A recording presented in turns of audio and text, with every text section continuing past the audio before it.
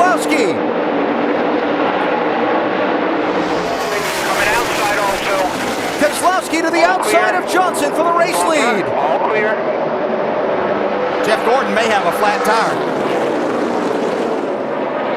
Yeah, he does. Gordon spinning, turn 4. We're spinning Caution here. is out. We'll have another attempt at a green light checker. Well, who was the leader right there?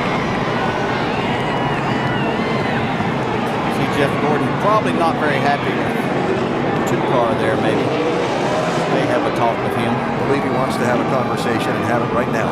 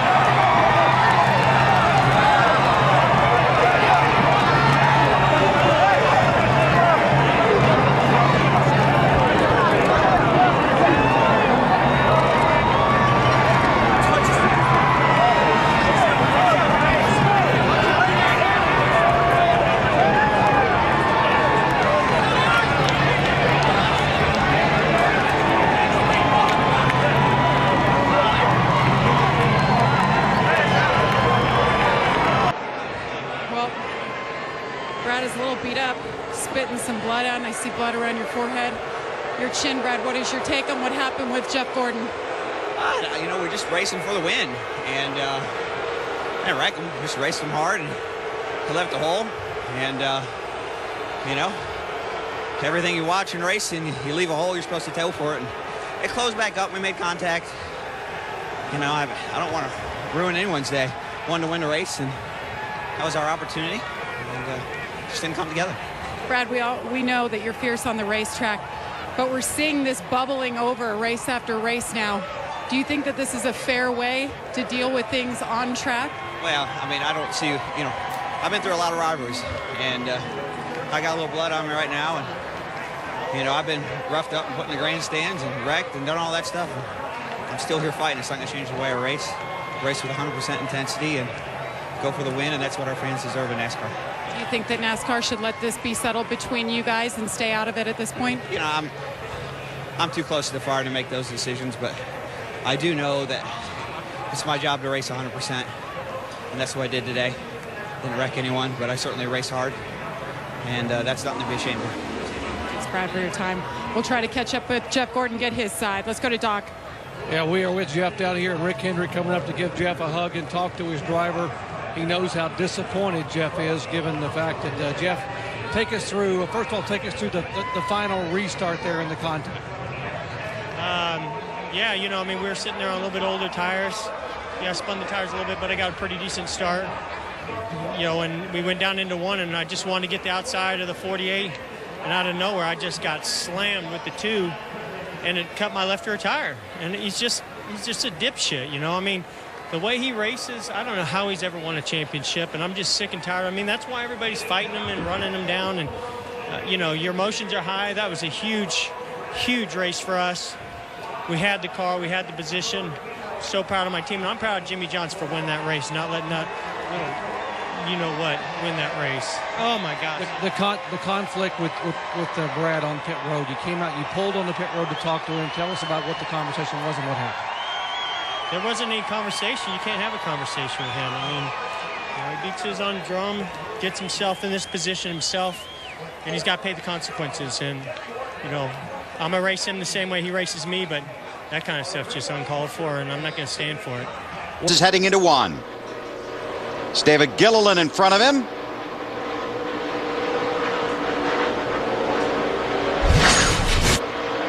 Ralph? Well, we're here with Tony. All right, Tony, your perspective, what happened? The kid's an idiot. He wins one Busch race and he's a cup driver now. He's done stupid stuff all year. You know, he took us out at Talladega twice in a half a lap and kept us from finishing the race. And we're just following him in practice. I mean, I'm on sticker tires and, you know, I'm just going to follow him into one. He was going in on the high side, so it wasn't like he was erratic on where he was going, but he never points down to the inside and just all of a sudden checks up and just destroys the right front of our cars. So I'm just really curious what that idiot's thinking down there. I mean, I don't think he even knows what he's thinking. He doesn't do very many smart things out there. He wrecked Casey at Vegas, and he just is proceeding to be in everybody's way every week. So just kind of curious on why he thought he had to destroy the right front of our car today in practice and happy hour. Tony Stewart, pretty frustrated, Marty. He had a very fast car in that practice session. Well, let's get the other side of the story. David Gillen, what was your perspective on what happened? It looked like Tony, we were out there on a run for probably, 10, 15 laps, so we had slowed down a little bit. And I saw Tony coming. Looked like he was on new tires, and I tried to stay up high as I could getting in there, and he just ran in the back of me, ran me over getting in the corner. So looks like he misjudged it a little bit. He seems pretty upset. You going to go talk to him? No, I'm going to talk to him. He ran in the back of me. You know what I mean? I didn't run in the back of him, so I don't need to talk. There you go, guys. Two sides to every story. Sliding so far, they went flat. He had at least a couple of flat tires. See, not much damage from the contact. But by the time Newman got to pit road, he had torn up quite a bit of stuff, and hopefully he'll be okay once they get the tires on it. Give someone an inch, man. No, I gave you a whole racetrack. The racetrack's 80 feet wide, and you can't even pass them. Dude, I was on the bottom, and you door-jammed the shit out of me. There's 6 lanes up I was top. 6 lanes up, and I steered up and tried to miss you because you couldn't control your damn race car. Because I was sideways, because you're on my Learn how to drive. All right, I'll door-jam you every fucking time I get around you. Then. Don't touch me. Don't. Dude. Don't touch me. Don't touch me. Well, no. Touch me, all right? Touch me first. I'm not Right. Take a walk. Come on. Cool it, buddy. Come on. No. I'm good. I'm just trying to teach you a little kid how to drive. Hamlin is good on the bottom, but that 18 is good on the top, and he blocks him. Oh, he put a block on him in the wall. He put him in the wall. Oh, trouble. Car in the wall. 2 of them hard. Wreck behind you. This changes everything. Somebody better keep me away from Denny Hamlin after this race. I had this race won. It was won. Bumping and banging out there a lot, Jeff Gordon. Tell me about what went on the racetrack today. Which time? Jeff Gordon's been in the top 5 all day long. He's racing with Greg Biffle for position. Still on your left, the 24. 56 trying to go on your right. He's coming back. 42 pushing the 24. Whoa, how can he fit in there? I don't think he can. 87, one back. Fine. I don't think we have any damage. Yeah, 10-4. The 24 got into the 83 and knocked him into you.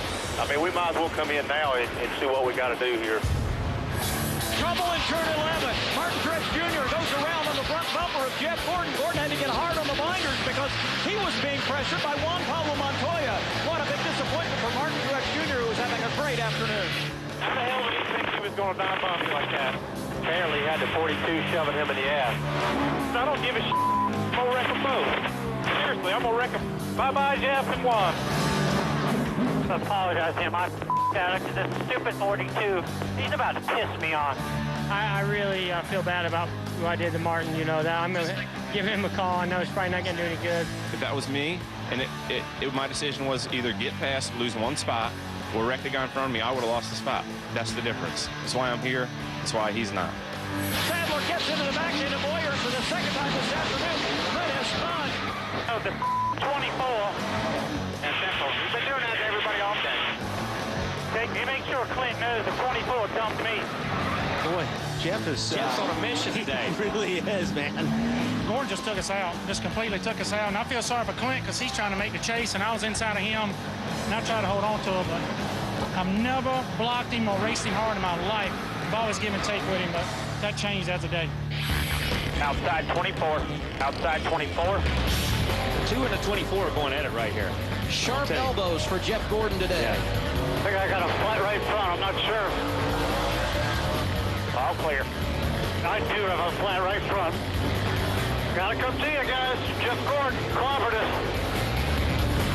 on the restarts, you just get used up. I mean, just guys making it 3 wide, and I'm as guilty of it as anybody. You know, after they started doing it to me, I had to do it to others. And, you know, there's some things I'm not proud of that I did today, certainly with Martin. I mean, I completely messed that up. Other things that happened out there, I felt like were just really, you know, hard racing incidents. Mike Walsh in 38. Squeezed up into the wall. And Mike obviously had no idea he was on the outside of it.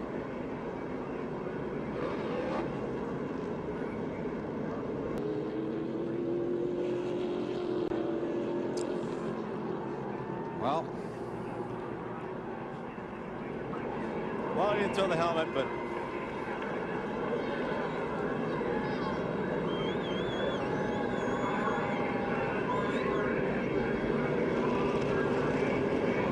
quite a few that aren't happy. Mike Skeen and Max Pappas definitely not happy. they've had a couple laps to ride around along with each other, talk to each other, to show their displeasure. So they tried to talk with helmets on. He came in the last corner and just drilled us. And not only he put me in the grass, he put me against the tie. It was just a amateur move, and I got really upset with him. Didn't even have the courage of telling me what he had to do. So just I don't have time for guys like that. But overall, it was a great event. Really proud to be here at Mosport. Awesome show. And if you didn't like this, come back again. 14 straight top 10s, and we've seen that before. Max Pappas. Go. He spins the tires. The one gets into him. Now, the 18 thinks he's got room, like Kyle said, because the one car started drifting down. The one car started drifting back up, and Kyle was there. Yeah, and look, you know, you look at this on face value, and all the people that are Kyle haters out there will say Kyle Busch caused it. He didn't. This is a train reaction. It's like right behind somebody, and they take off. Oh, Martin, not happy with Kyle Busch. And he's not happy, but I think when he goes and looks at it, he'll realize exactly what happened. Look. That Tony behind him. Hard from that angle to tell which came first. And then Joe goes down and gets in the quarter panel, the right rear quarter panel of Kevin Harvick. Not of Joe's fault, though. There was nothing he could do, Matt. And we caught up with Kevin Harvick. Kevin, a lot of frustration boiling over. Yeah, I mean, you know, Joe Nemechek's supposed to be the guy that never does nothing. Hey, let me tell you something. Let me tell you something. I'm tired of Joe Nemechek, you know, acting like he doesn't do nothing. And it may not have been his fault, but after Daytona and I should be fired and all that, he can take that and show it where the sun don't shine, baby.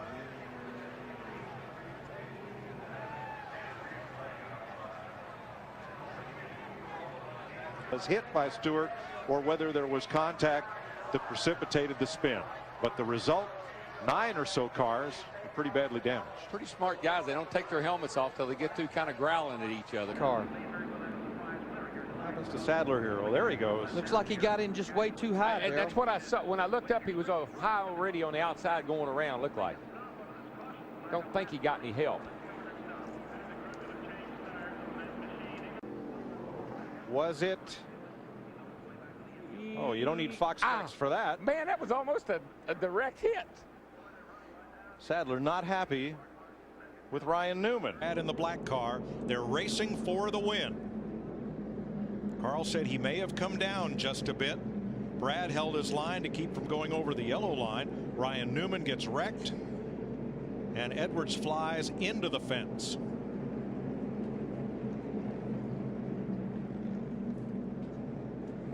Now today, back at lap 41, watch the 12 on the bottom, the red car just barely gets into Edwards, sending Carl up and into Joey Logano, pretty much ruining both their days. Now both those cars were repaired, came back on track many laps down.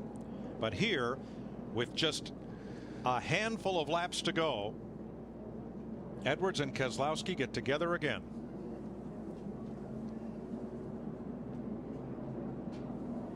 All the flaps came open. The cowl flaps came open below the windshield. The roof flaps came open.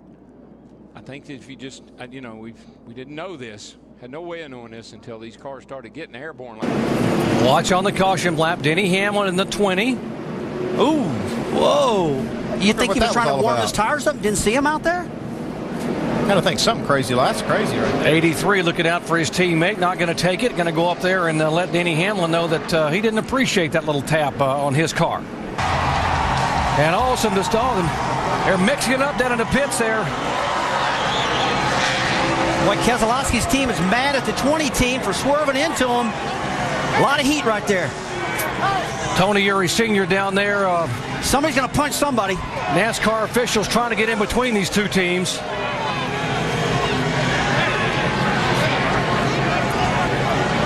I'm guessing that contact on the racetrack was not accidental. Tell you what, that's what happens here at Charlotte. This is a home track, and these guys are all here. Here we go. You don't think this means something? Now these guys are very upset about what happened on the racetrack, and NASCAR.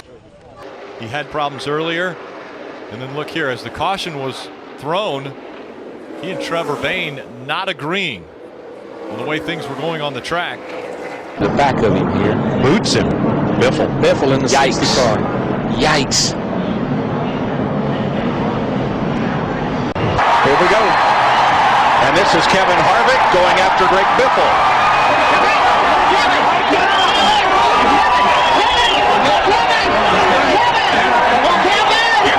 Well, that's a shame, but you have seen how fenders and tempers can fly here at Bristol.